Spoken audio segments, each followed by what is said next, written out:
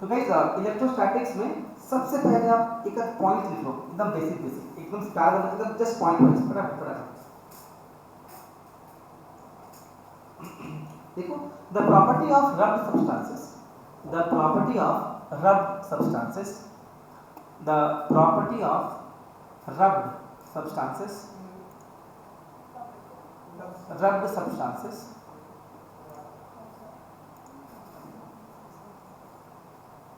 due to which they attract light objects, due to which they attract light objects, light but halka, due to which they attract light objects is called electricity.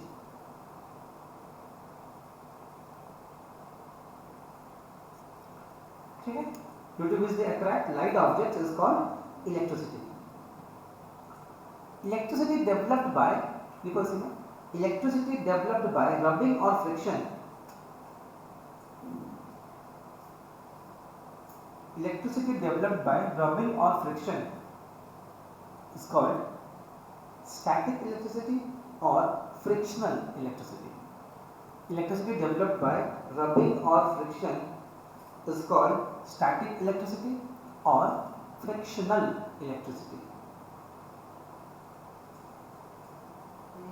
Simple सी बात है, अगर चीज़ों को हम रब करेंगे तो क्या होगा, चार्ज का ट्रांसफर होगा।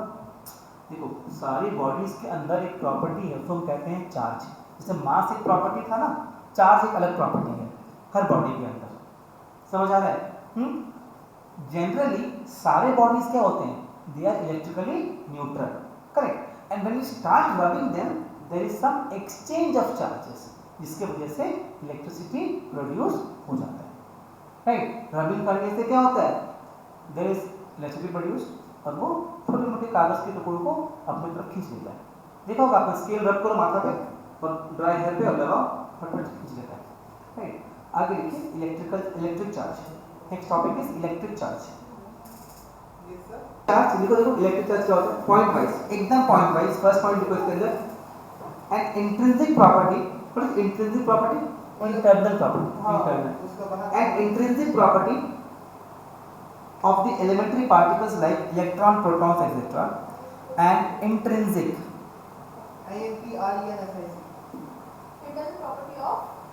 intrinsic, and intrinsic property of elementary particles like electrons, protons, etc. Particles like electrons, protons, etc. Intrinsic property of elementary particles like electrons, protons, etc., of which all objects are made of, of which all objects are made of, ठीक है। Intrinsic properties of elementary particles like electrons, protons, etc., of which all particles are made of.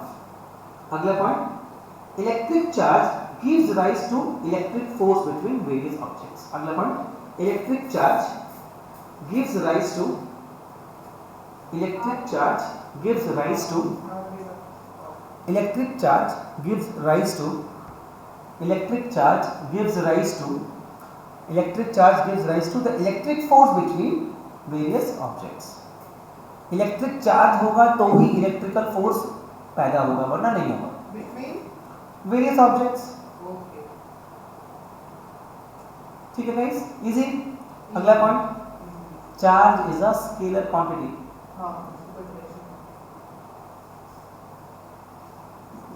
Charge is a scalar quantity, ठीक है। इसका ऐसा unit क्या है charge का, coulomb. देखो, ऐसा यूनिट इज कूलम।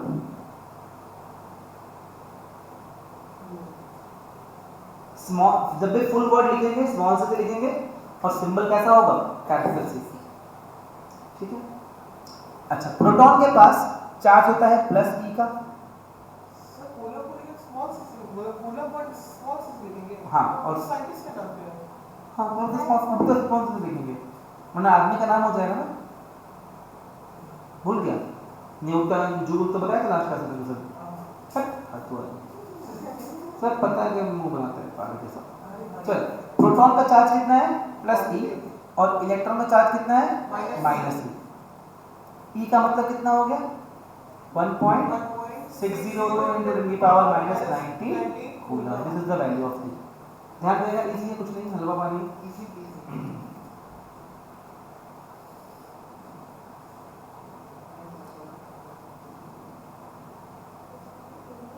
ठीक है, इजी है ना, बहुत कुछ नहीं है।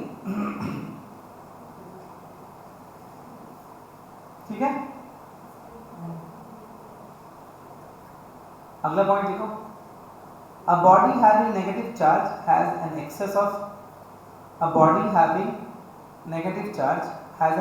of electrons and a body having positive charge has an excess of protons।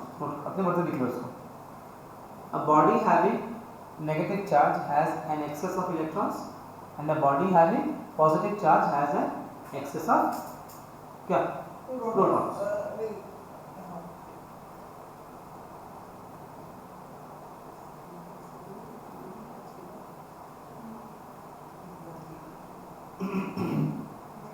Charge दो तरह का होता है, लाइक चार्ज और लाइक चार्जेस, पॉजिटिव चार्ज और negative charges.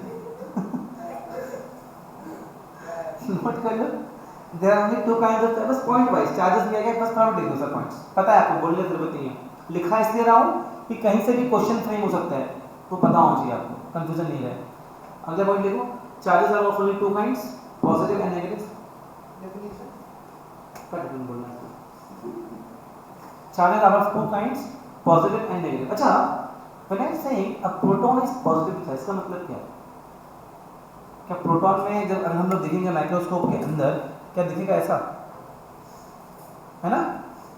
When I see a proton inside a microscope, तो कुछ दिखेगा ऐसा ना, कुछ प्लस बना हुआ रहेगा, तो प्लस प्लस बना हुआ रहेगा, नहीं, और इलेक्ट्रॉन ना दिखेगा, क्यों? वहां वो सब भी होता है। If you see a proton or a neutron or an electron in a microscope, देखने का ट्राई करते हो, अगर दिख जाए आपको, तो वो आपको प्लस माइनस लिखा हुआ नहीं दिखेगा, ये दिमाग से निकाल दो, हमारा अपना पूरा कल्पना है, हम लोग समझने के लिए बनाए हैं। पहले प्रोटॉन का आविष्कार हुआ था, उसका एक बिहेवियर था, तो हमने पहले, जिसका भी हुआ कोई बात नहीं, तो हमने उसको एक तरीका बता दिया कि ऐसा ऐसा ऐसा ऐसा है। अब कुछ टाइम बाद दूसरे का आविष्कार हो गया, दूसरे का भी डिस्कवरी हो गया, पहले मान लो प्रोटॉन डिस्कवरी हुआ, बाद में इलेक्ट्रॉन डिस्कवरी हो गया, राइट? अब दोनों का बिहेवियर कैसा है, एकदम उल्टा है, तो भाई डिफरेंशिएट कैसे करें इसको? एक को पॉजिटिव बोल दे, एक को नेगेटिव, खत्म हो गया। समझ आया बात? यही मतलब है और कुछ नहीं। तो जब भी प्रोटॉन को देखोगे तो प्लस माइनस लिखा हुआ नहीं रहेगा उस पर, तो ब्लू ब्लू कलर कुछ रहता है, रेड कलर रहता है, बस पार्टिकल जैसा है। स्पेक्ट्रोस्कोप से दिखता है। हाँ, तो वो पार्टिकल रहता है बस, जस्ट एक फोन बंद करो, तो टाइप का होता है। अच्छा, इसमें एक चीज और नोट कर लो कि कौन सा पॉजिटिव कैसे कैसे एग्जाम में से आता नहीं है, फिर भी लिख लो आप लोग, लिखो। अच्छा, हम लोग क्या बोले कि रबिंग करने से चार्ज डेवलप हो रहा है ना, बस नोट कर लो। If a glass rod is rubbed with silk, if a glass rod is rubbed with silk, अरे कोई भी ग्लास रॉड का आप सिल्क से, अगर टेस्ट ट्यूब को सिल्क से रब कर दोगे तो क्या होगा? The charge developed is positive charge. तो ग्लास रॉड पे चार्ज कितना डेवलप होगा? पॉजिटिव चार्ज डेवलप होगा, ठीक है? Developed is positive charge. If a plastic rod is rubbed with fur, charge developed is negative charge. कुछ नहीं, बकवास था, उन लोग एक्सपेरिमेंट पे देखा कौन सा अट्रैक्ट कर रहा है, कौन सा रिपेल कर रहा है, बस। इसका पर्सन तेरा भालू ऐसा है ना, पूरा बाल माथा में, उससे रिपेल करके।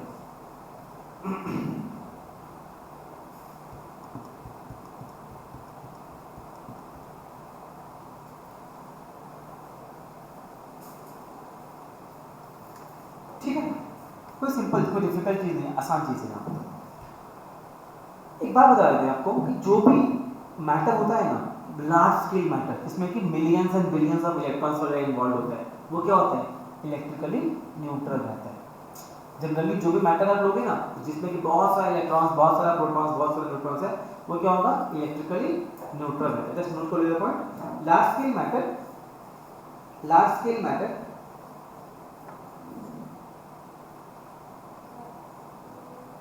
large scale matter is generally electrically neutral. Is generally electrically neutral. Sir human body कौन है? Is generally electrically neutral. तो आप बोलोगे सर इलेक्ट्रिकली न्यूट्रल तो है, तो चार्ज ट्रांसफर कैसे हो रहा है?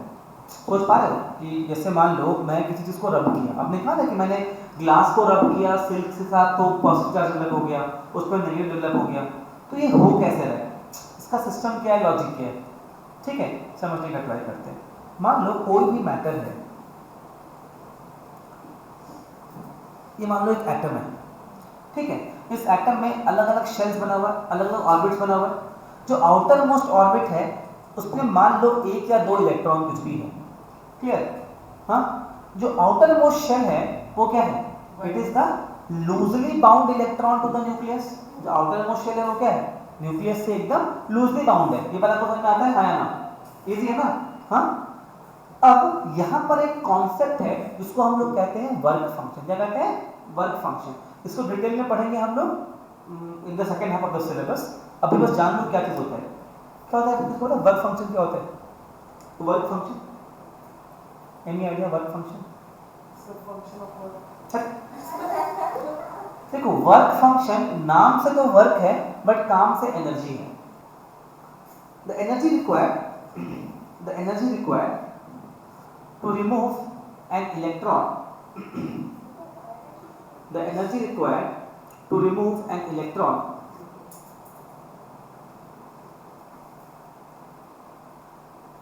from the surface of a material from the surface of a material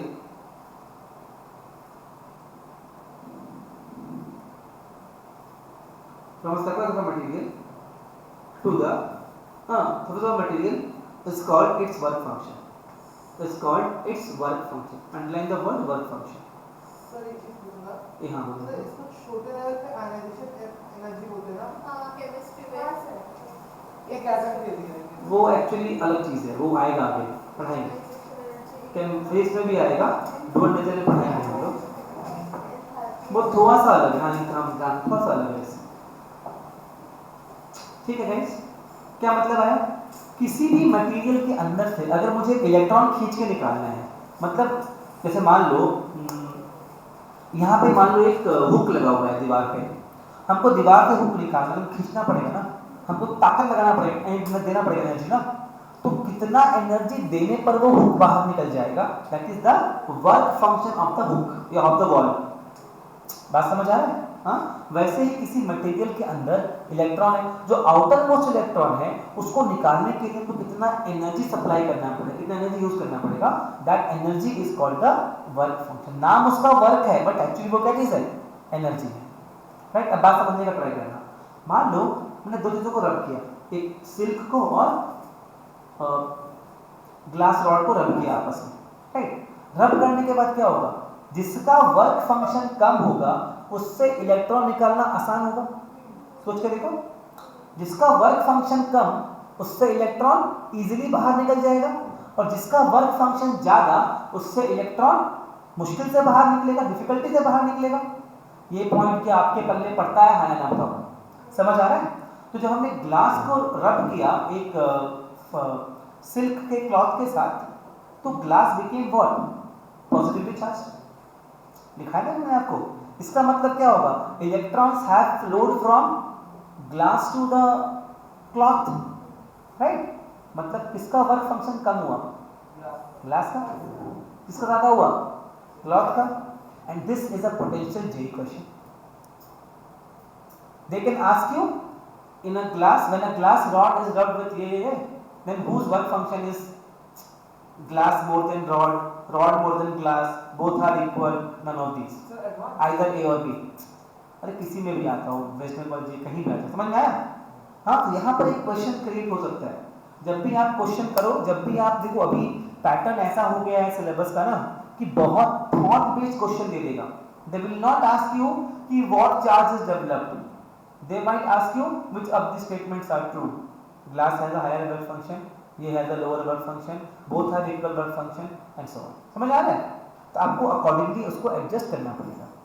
Just note a point here, when two bodies having different work functions are rubbed against each other, या लिख दो two different bodies, एक ही बात है. When two different bodies are rubbed against each other, when two different bodies are rubbed against each other, then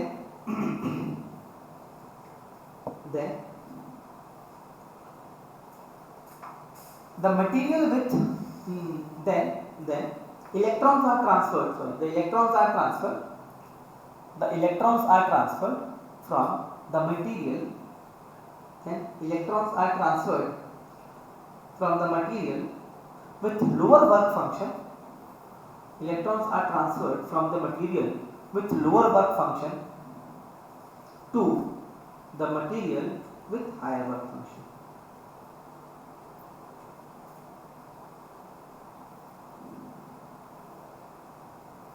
समझ आया? Question कैसे create होगा समझ में आ गया? नोट्स कैसे पढ़ना है समझ में आ गया? Electrons are transferred from with lower work function to the material with higher work function.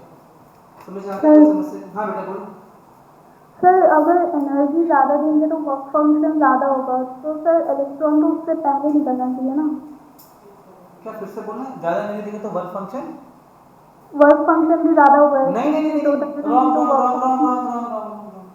Work function fix है भाई, वर्क फंक्शन फिक्स है.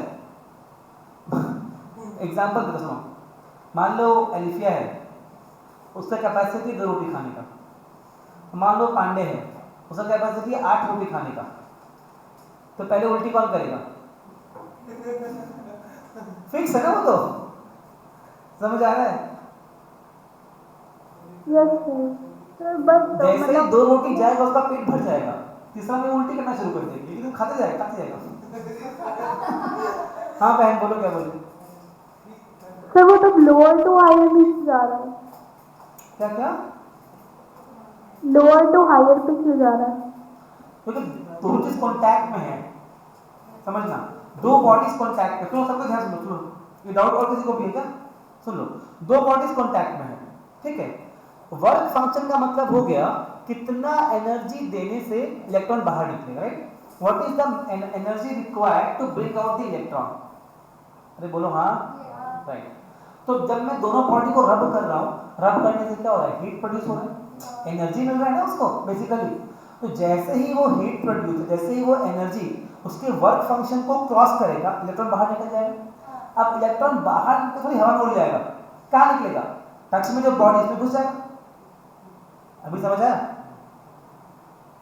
यस. दो चीजों को रब कर रहे, राइट? अगर इससे इलेक्ट्रॉन निकल रहा है, अगर मान लो यहाँ से इलेक्ट्रॉन निकल रहा है, तो अब इलेक्ट्रॉन तो बाहर निकल के थोड़ी हवा में उड़ना शुरू हो गया. वो क्या हो रहा है? जैसे सरफेस से बाहर आया तो जो सरफेस मिला वहां चला गया. It can't go back to the original surface. क्यों? वहां पर ऑलरेडी इसका एनर्जी हाई है वर्क फंक्शन से. तो वो कहाँ जाएगा? जिसका अभी वर्क फंक्शन नहीं पहुंचा है वहां जाएगा, वो चल जाएगा उसको. चलता रहेगा. अब जब तक दोनों का मान लो बढ़ता गया एनर्जी और दोनों का वर्क फंक्शन क्रॉस हो गया, तो उससे भी इलेक्ट्रॉन्स निकलेगा, बट ऑब्वियसली दूसरे वाले इलेक्ट्रॉन कम निकलेगा ना कंपेयर टू दिस.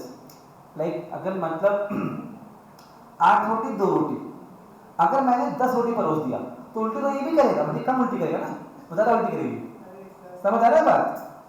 हाँ तुम कुछ बोलने वाले थे.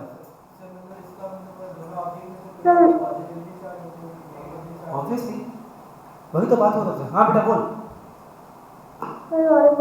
सर अगर वर्क फंक्शन का काइनेटिक एनर्जी तो टोटल एनर्जी होता है. प्लीज आवाज का दिक्कत है.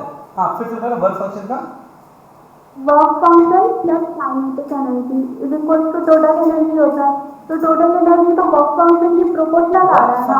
तो वर्क फंक्शन क्या total energy? Hello. Yes sir. हाँ बेटा बोल, क्या बोल रही? Work function plus kinetic energy total energy होता है. टोटल एनर्जी होता है. हाँ कह सकते हैं. हाँ ठीक बोल रही. तो टोटल एनर्जी तो वर्क फंक्शन के प्रोपोर्शनल हो गया, बट वर्क फंक्शन तो फिक्स्ड होता है ना. बेटा वर्क फंक्शन मटेरियल के लिए कांस्टेंट होगा.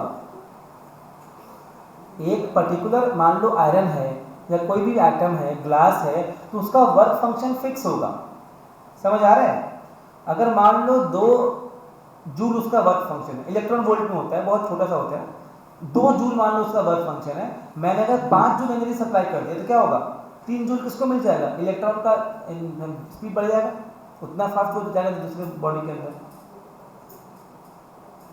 समझ आ रहा है? Yes sir. Work function material के लिए फिक्स होगा, है ना। आप जब पढ़ोगे when we study dual nature of material, dual nature of objects जब पढ़ेंगे हम लोग ना second half of the syllabus में, हमें पूरा डिटेल में पढ़ेंगे वर्क फंक्शन हम लोग। ए क्या मजाक चल रहा है? सर एक्चुअली हो गया बेटा, समझ में आ गया? किसी को कंफ्यूजन तो नहीं है वर्क फंक्शन को लेकर के? समझ आया? मतलब एक पर्टिकुलर मटेरियल से मुझे इलेक्ट्रॉन को बाहर निकाल, अगर मुझे किसी को, मान लो कोई मटेरियल है, कोई एक प्लेट है मेटल का, ठीक है, उसका तो इलेक्ट्रिकली न्यूट्रल है, तो वो चार्ज कब होगा, जब उससे इलेक्ट्रॉन निकलेगा या उसमें घुसेगा। चार्ज कब आएगा उसमें, जब डिसबैलेंस होगा। अगर कोई मटेरियल नंबर ऑफ प्रोटॉन्स और नंबर ऑफ इलेक्ट्रॉन्स उसका बैलेंस है, तो इसका मतलब क्या होगा, वो इलेक्ट्रिकली न्यूट्रल है। अगर मुझे उसको चार्ज करना है तो क्या करना पड़ेगा, इस चीज को डिसबैलेंस करना पड़ेगा ना, नंबर ऑफ इलेक्ट्रॉन को और नंबर ऑफ प्रोटॉन को डिसबैलेंस करना पड़ेगा। हाँ, तो मैं क्या करूंगा, कहीं से उससे या तो इलेक्ट्रॉन निकालो या उसमें इलेक्ट्रॉन इंक्रीज करो, मैंने रब करना शुरू कर दिया दोनों को। रब करने से क्या होगा, जिसका वर्क फंक्शन कम होगा वो इलेक्ट्रॉन देना शुरू, डोनेट करना शुरू कर देगा उसको, राइट? समझ रहा है एवरीवन? कंफर्टेबल? पक्का? कंडक्टर्स, इंसुलेटर तो पता है आपको, बोलने का जरूरत नहीं लिखा था। चलो आगे लिखो, इलेक्ट्रोस्टैटिक इंडक्शन।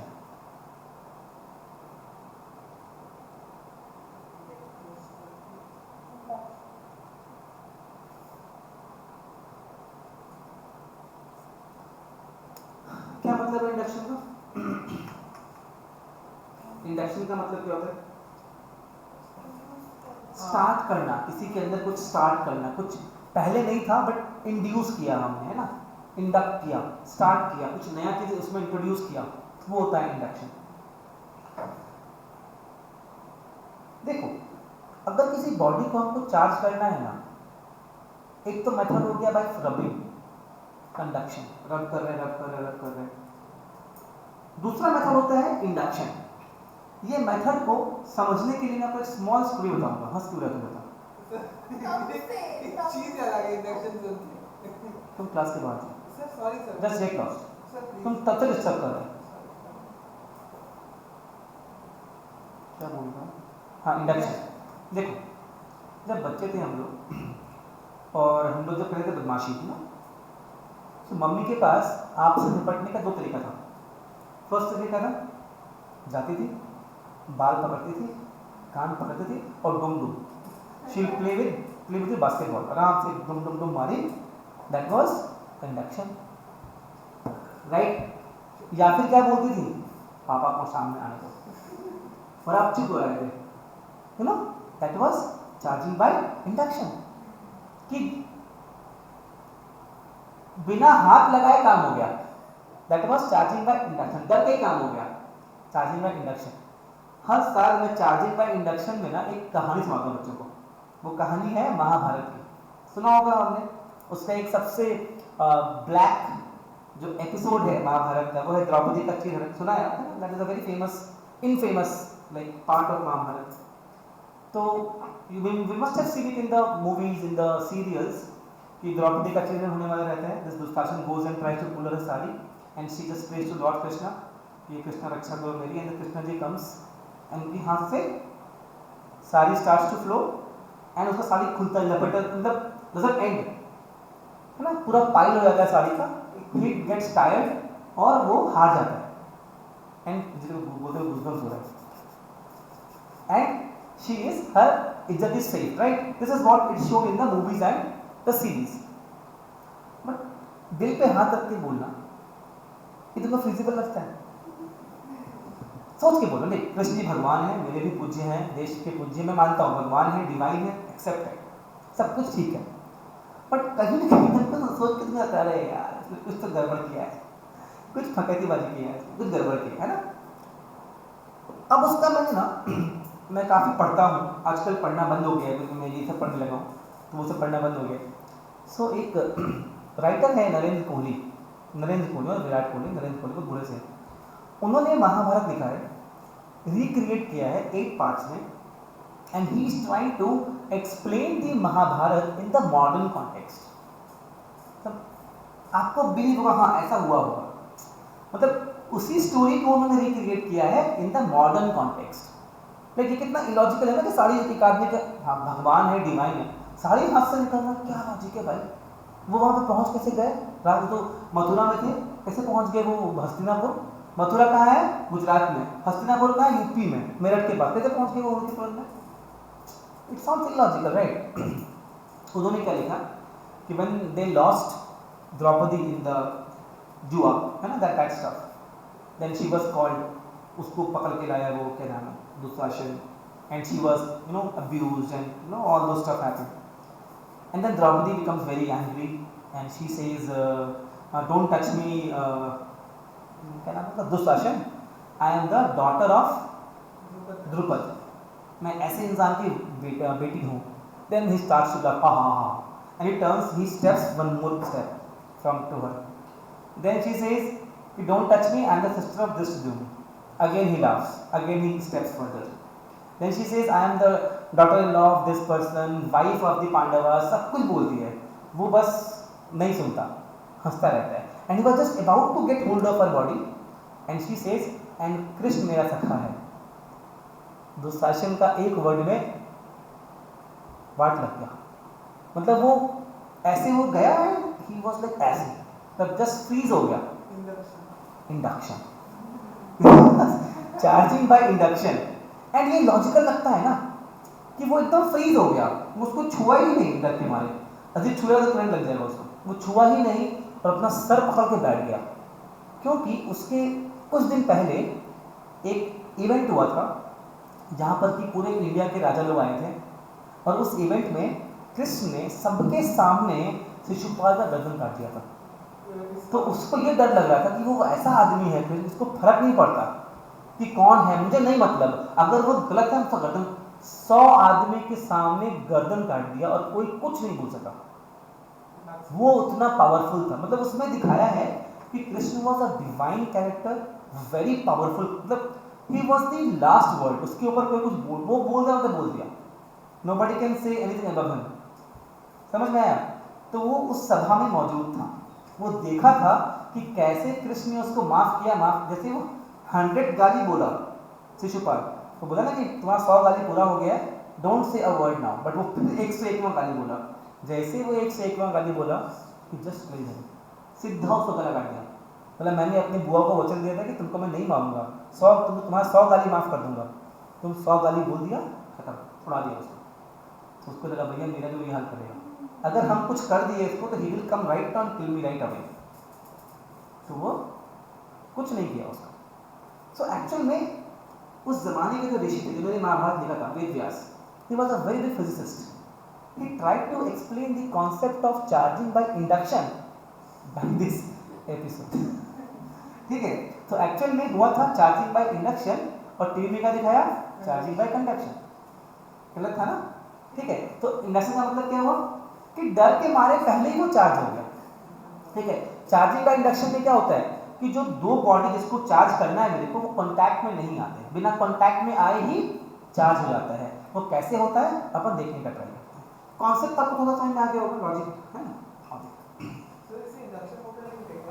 लिखना बेटा, नंबर काट देंगे। देखो ऐसे है,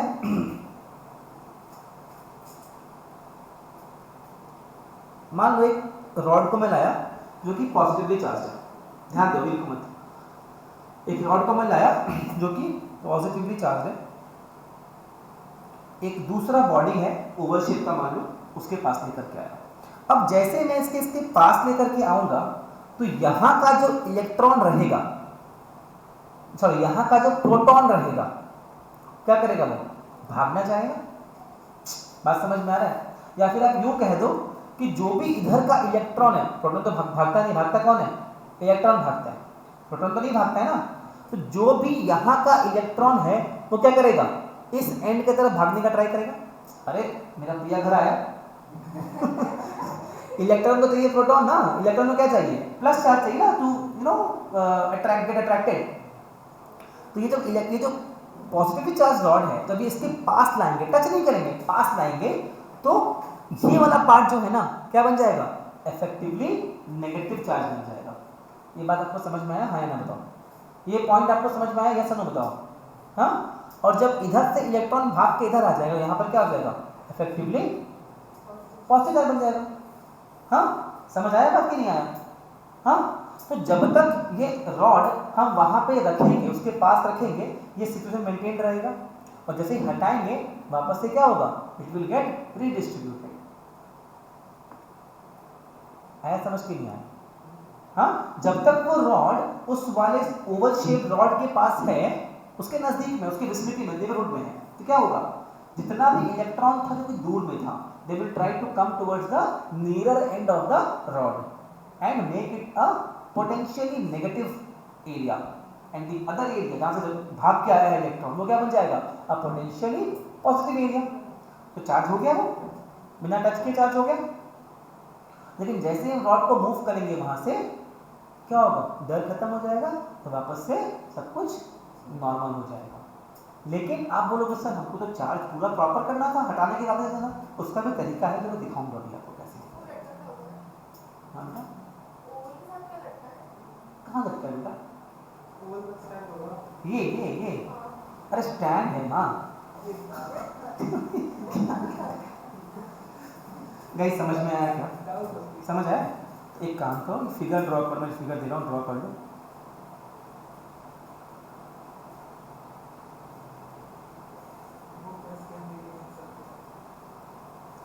जो बच्चे फिजिक्स क्लास फर्स्ट टाइम कर रहे हैं, बता दूं कि हम लोग बहुत मज़े से पढ़ते हैं, ठीक है ना, स्टोरी सुनते रहते हैं, है ना, we enjoy a lot in the physics classes में। लिख लिया, ड्रॉ कर लिया, just note a point here. हाँ, आराम से करो, कोई गड़बड़ी नहीं है। गाइस मेरा टारगेट है कि मार्च महीने के अंदर हम ये चैप्टर खत्म कर देंगे, है ना। आज तक 21, 22, 3, 4, 5, 6, 7 डे में पूरा खत्म कर देंगे, 8 डे में पूरा खत्म कर देंगे, ठीक है। Second chapter potential, electric potential and capacitance. तो इसका चैप्टर सारा ही मतलब थोड़ा हैवी है, तो ठीक से पढ़ना, रोज प्रैक्टिस करना, रोज रिवाइज करना, डेरिवेशंस रोज रिवाइज करना, प्रैक्टिस करना प्रॉपर्ली, ठीक है। मैंने आपको तो देख ही लिया 11th में क्या कांड हुआ है। 12th में 11th में आप फिर भी पास करके 12th में आ गए, कोई पूछेगा नहीं आपसे। 11th में कितना मार्क्स आया कोई नहीं पूछेगा, बट 12th में कितना मार्क्स आया दुनिया का हर इंसान पूछेगा।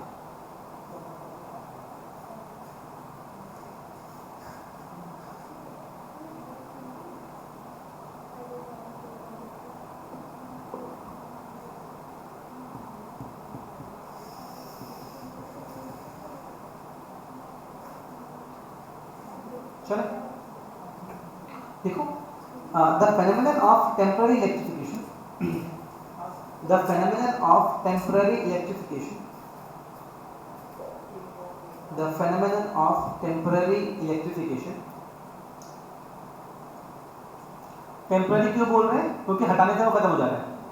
Of temporary electrification of a conductor,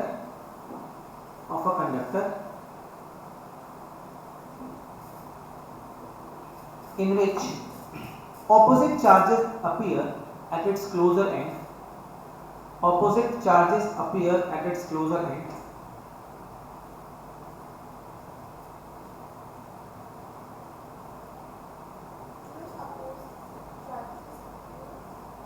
in which opposite charges appear at its closer end and similar charges appear at the farther end,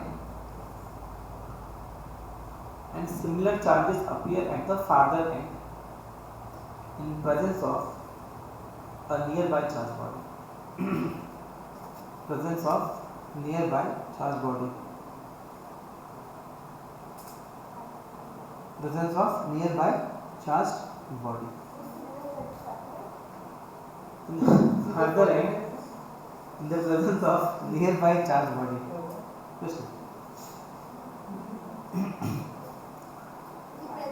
near by charge body, ठीक है।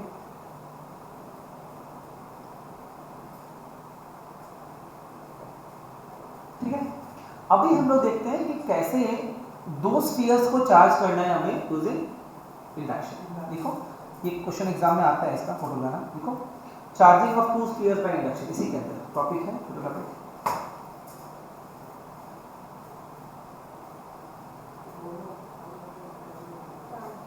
Of two spheres by induction.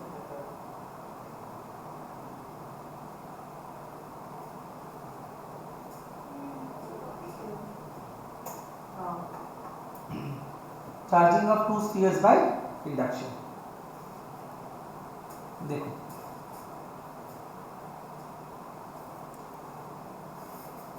ये दो spheres ले लो, ठीक है, दोनों कैसा है, अनचार्ज है, ठीक है, समझ आ रहा है, अरे समझ आ रहा है। हाँ सर।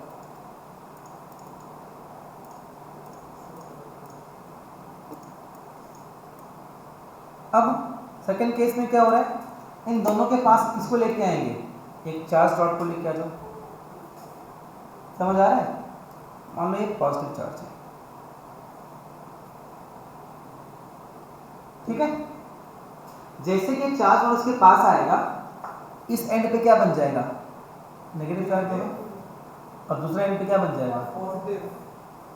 समझ आ रहा है। जितना भी प्रोटॉन है, जितना भी इलेक्ट्रॉन है, सब चलाएगा इस तरफ, और बाकी इधर हो जाएगा डेफिशिएंसी। क्लियर है, बात समझ में आया। उसके बाद क्या होगा थर्ड केस में,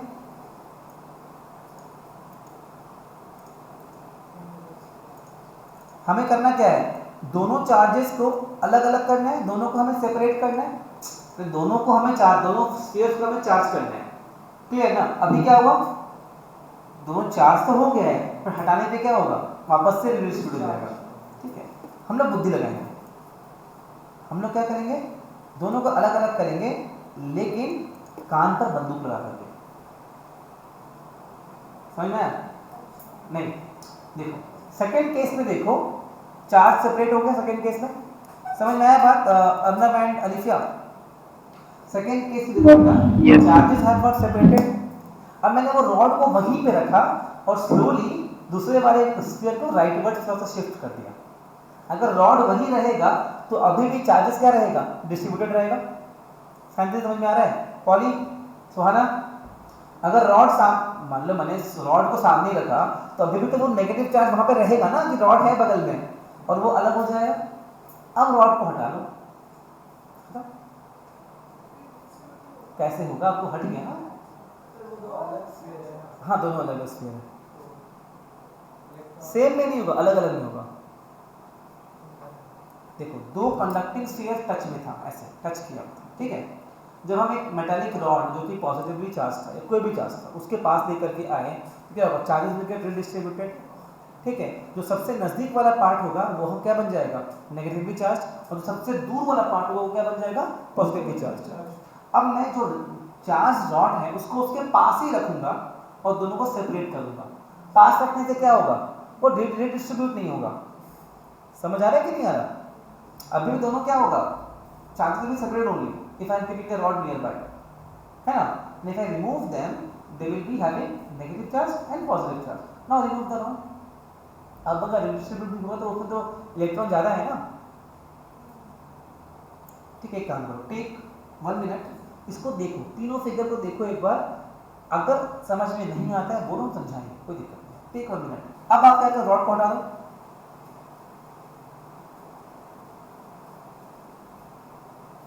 जब हटाओगे तो सारा चार्ज क्या करेगा, निदान का ट्राई करेगा, चाहेगा कि हम मिल जाए बट नहीं मिल पाएगा, और लास्ट में क्या होगा, फाइनल रिजल्ट क्या होगा,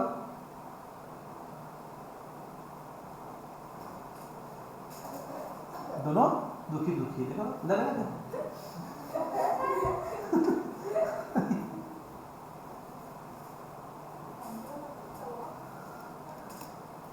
एक का मुंह सूजा हुआ है, एक का मुंह से आंसू निकल रहा है, सोच रहा। समझ आया अभी 5 स्टेप में कैसे हुआ, एग्जाम में आगे बना। हाँ दोनों अट्रैक्ट क्यों नहीं होगा, दोनों तो ऑपोजिट चार्ज हैं। क्या फिर से बोल बेटा, क्या बोल रही हो। सर अट्रैक्ट क्यों नहीं होगा लास्ट में, दोनों का तो ऑपोजिट चार्जेस है ना। अट्रैक्ट क्यों नहीं होगा, यस सर। हाँ अट्रैक्ट तो हो, देखो तब तो ये इस तरफ आ गया ना, इस तरफ आने का ट्राई कर रहा है, बट कोई कनेक्शन दोनों में नहीं है ना। बीच में कनेक्शन नहीं है, गैप हो गया ना। अब तो यहाँ पर दोनों देखो चिपका हुआ था, तो चार्ज को फ्लो, यहाँ पर दोनों में गैप हो गया ना। सर मतलब फील्ड के लिए हुआ ना। हाँ हाँ हाँ, सर फील्ड के लिए हुआ ना, मतलब इलेक्ट्रिक फील्ड के लिए। बेटा को समझ में नहीं, प्लीज मेरे को व्हाट्सएप पे, सॉरी चैट में लिख के भी हो, तो क्या बोल रही समझ में नहीं आ रहा। समझ आ गया? कंफर्टेबल है हम लोग? क्या ओके है? फोटो बना लिया? एग्जाम में अगर लिख पाओगे समझा दोगे ना? अगर एग्जाम में आ गया है एक्सप्लेन द कंडक्शन ऑफ या charging of 2 spheres bye conduction लिख दोगे ना? अब charging of 1 sphere by induction भी हो सकता है, वो भी देख लेते हैं। देखो चार्जिंग ऑफ, चलो कोई बात नहीं, देखो चार्जिंग 1 स्फीयर बाय इंडक्शन, यहाँ पर हम लोग क्या करने वाले हैं? अभी हमने क्या सीखा था, अगर मुझे एक स्फीयर को चार्ज करना है और मैं अगर रॉड को उसके पास लाऊंगा, जब तक रॉड उसके पास रहेगा तब तक वो चार्ज रहेगा। as soon as I remove the rod, what will happen? The charges will redistribute and they become electrically neutral. But यहाँ पे हम लोग क्या करने वाले हैं? यहाँ पे हम लोग करने वाले हैं, थोड़ा बुद्धि लगाने वाले हैं, right? What we are going to do here is, देखो ध्यान से, suppose I have a rod, suppose I have a rod, a sphere like this, and I bring a charged rod, ठीक है? I am having a sphere like this and I am bringing a charged rod near that sphere.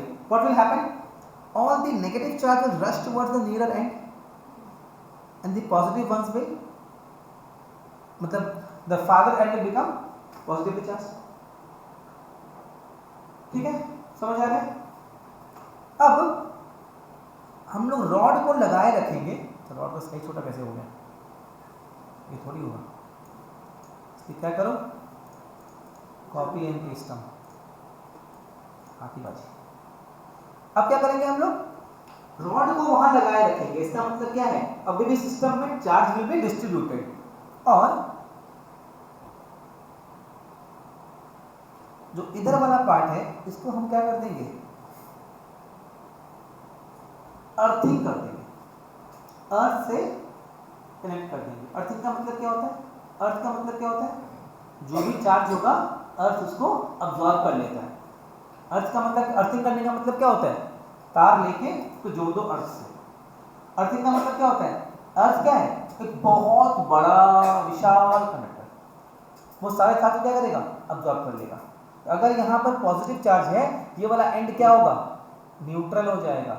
सारा positive charge कहाँ चल जाएगा? अर्थ के अंदर। या यूं कहें, अर्थ से नेगेटिव चार्ज यहाँ पर आकर के न्यूट्रलाइज कर देगा उसको। एज यू फील इट, हम बोलेंगे कि सारा पॉजिटिव रहेगा अर्थ के अंदर, to give make it feel easier. Like बात समझ में आया? अब अगर ध्यान से देखो, अब अगर तुम अर्थिंग को हटाओगे तो सिस्टम कैसा बन गया गाइस? सिस्टम आपको ऐसा ऐसा बन गया, करेक्ट? और जैसे ही हम रॉड को रिमूव करेंगे, इसके पास तो और कुछ है नहीं, दुखी होके पड़े। समझा है 4 स्टेप में कैसे कैसे किया हम लोग? यहाँ पर क्या था मेन चीज? अर्थिंग करना। अर्थिंग का सिंबल क्या होता है? लंबा और छोटा और छोटा और छोटा, समझ गए? ये अर्थिंग का सिंबल है ना? क्या क्या मैंने राइट एंड को अर्थिंग कर दिया, तो सारा चार्ज क्या हो गया? अर्थ पी गया। अब जो मेरा स्फीयर है वो क्या हो गया? इफेक्टिवली नेगेटिवली चार्ज हो गया, है ना? जैसे रॉड को हटाया तो चार्ज डिस्ट्रीब्यूट होकर रोड के अंदर रह गया। समझ आया बात? क्लियर है? चलो कॉपी कर लो, आई थिंक समझ गए हो आप। अन्ना समझा बेटा? देखो एडिटिविटी, एडिटिविटी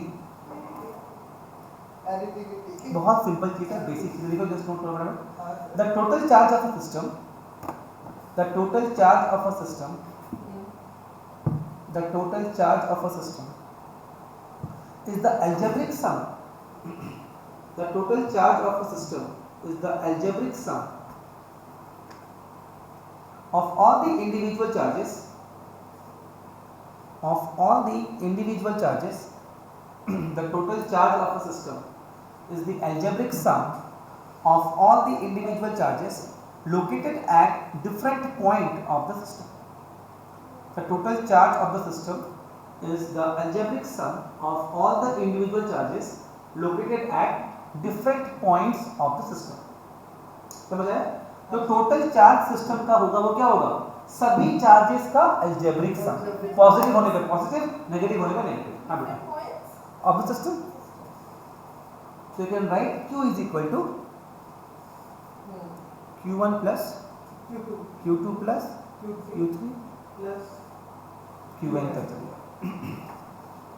ठीक है, आपको ऐड कैसे करना है? With proper sign. जो नेगेटिव चार्ज है वो नेगेटिव, पॉजिटिव को positive. This is meant by additivity. First property क्या है? एडिटिविटी. सेकंड प्रॉपर्टी लिखो, क्वांटाइजेशन.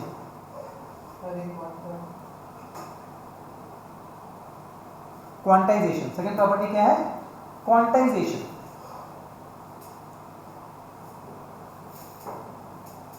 मान लो आप मेरे घर पे आओ, कभी कोई मेरे घर पे आए तो आए हो ना, थर्ड फ्लोर पे है, लिफ्ट भी नहीं है, सीढ़ियाँ बहुत सारी हैं. तो मेरी आदत है, whenever I climb a stair, मन ही मन ना मैं अपने आप सीढ़ी गिनते रहता हूँ. पता नहीं 1 2 3 गिनती रहता सीढ़ी का. तो अगर मान लो मैं कभी मेरे घर पे आप लोग आओ और सीढ़ी गिन रहे हो, इफ कॉल यू, है कहाँ हो? सर आपके घर के पास ही, घर के नीचे ही हो, स्टेयर्स पे हो. अच्छा, कौन से स्टेयर्स पे हो? आपका आंसर क्या होगा? स्टेयर नंबर 17 पे हूँ, 25 पे हूँ, 6 पे हूँ, 8 पे हूँ. क्या कभी बोलोगे कि सर स्टेयर नंबर 8.6 to 9 पे हूँ? नहीं बोलोगे ना. समझ आ रहा है? स्टेप वाइज बढ़ रहे हैं, स्टेप वाइज. मतलब 1 2 3 4. समझ में आ रहा है? डिस्क्रीट है. 1 के बाद 2 आएगा, 2 के बाद 3 आएगा, बीच में कुछ नहीं आएगा. समझ आया? It will always be in whole numbers. Clear ना? उसी तरह क्वांटाइजेशन का मतलब होता है कि चार्ज भी क्या होगा? It is multiple of a quantity. Charge का कोई भी रैंडम वैल्यू नहीं हो जाएगा. समझ आ रहा है? चार्ज का कोई भी रैंडम वैल्यू नहीं हो जाएगा. चार्ज का बेसिक यूनिट कौन है? फ्लो कौन कर रहा है? इलेक्ट्रॉन. एक सेकेंड ना, हेलो,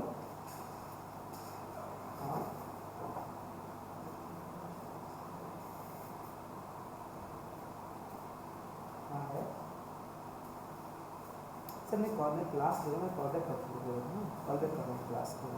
क्लास चल रहा है, हम कितने कॉल बैक करते हैं. चलो हाँ कर लो. हाँ, इसे मान लो मैंने दो चीज़ों को रब किया अगर, ठीक है, तो कौन फ्लो किया? इलेक्ट्रॉन फ्लो किया ना. अगर एक इलेक्ट्रॉन फ्लो किया, कितना चार्ज गया? 1.602 × 10⁻19 चार्ज गया. अगर 2 इलेक्ट्रॉन फ्लो किया, डबल चार्ज. 3 फ्लो किया, 3 से मल्टीप्लाई. तो जो भी चार्ज हो रहा है ना, वो इसके मल्टीपल में ही फ्लो कर रहा है. किसका मल्टीपल? ई का मल्टीपल. समझ आ रहा है बहन? पक्का पॉली, पक्का समझ आया ना? तो जो भी इलेक्ट्रॉन फ्लो हो रहा है वो क्या हो रहा है? 1.602 × 10⁻19 का मल्टीपल में फ्लो कर रहा है. कुछ भी रैंडम वाली चार्ज का नहीं हो जाएगा. अरे इलेक्ट्रॉन जब फ्लो करेगा तो एक ही इलेक्ट्रॉन या 2 ही इलेक्ट्रॉन जाएगा ना, 1.639 इलेक्ट्रॉन थोड़ी जाएगा. समझ आ रहा है? तो चार्ज भी कैसा होगा? हमेशा ई के मल्टीपल में ही जाएगा. इसे कहते हैं हम लोग क्वांटाइजेशन, कि उसका कोई भी रैंडम वैल्यू नहीं होगा, वो किसी चीज का मल्टीपल रहेगा. वो चीज क्या है? ई. देखो charge cannot very continuously. Charge cannot very, VARY, charge cannot very continuously. एक सेकंड.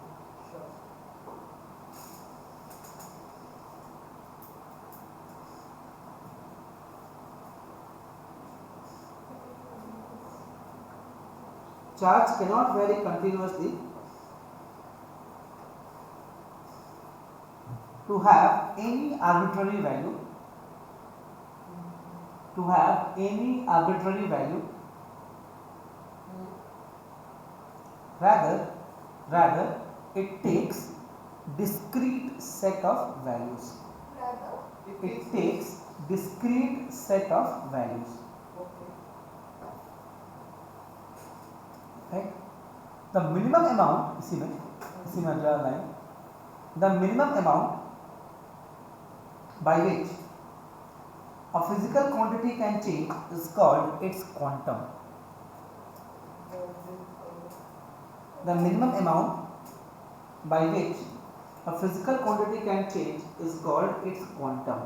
तो चार्ज का क्वांटम क्या है? E. ठीक है? Therefore, the charge is always an integral multiple. The charge is always an integral multiple of a certain minimum amount of charge.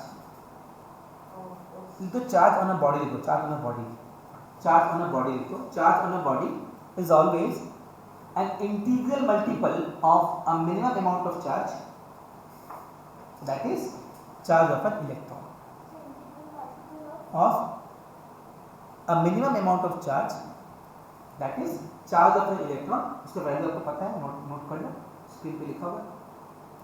और Q is equal to क्या हो जाएगा? N into P. Q is equal to N into P. हाँ, minimum value of charge that is given on the screen.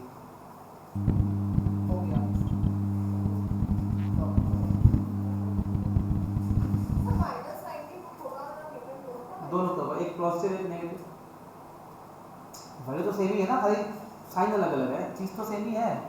Positive देखो, अगर मैं कहता हूँ यहाँ पे खड़ा हूँ, कहोगे तुमको +2 आगे जाना है, +2 आगे चला गया, +2 जाना है पीछे, पीछे चला गया, डिस्टेंस तो सेम ही गया ना. अरे प्लस और माइनस का मतलब क्या होता है? डायरेक्शन से मतलब है उसका, पढ़ा है पूरा साल में. बट इसने क्या किया कि प्लस और minus they just signify the directions. अगर मैं 0 के राइट जाता हूँ तो प्लस लेंगे, लेफ्ट माइनस लेंगे, डिस्टेंस तो तुमका बराबर ही है ना. वही चीज़ यहाँ पे बोल रहे हैं.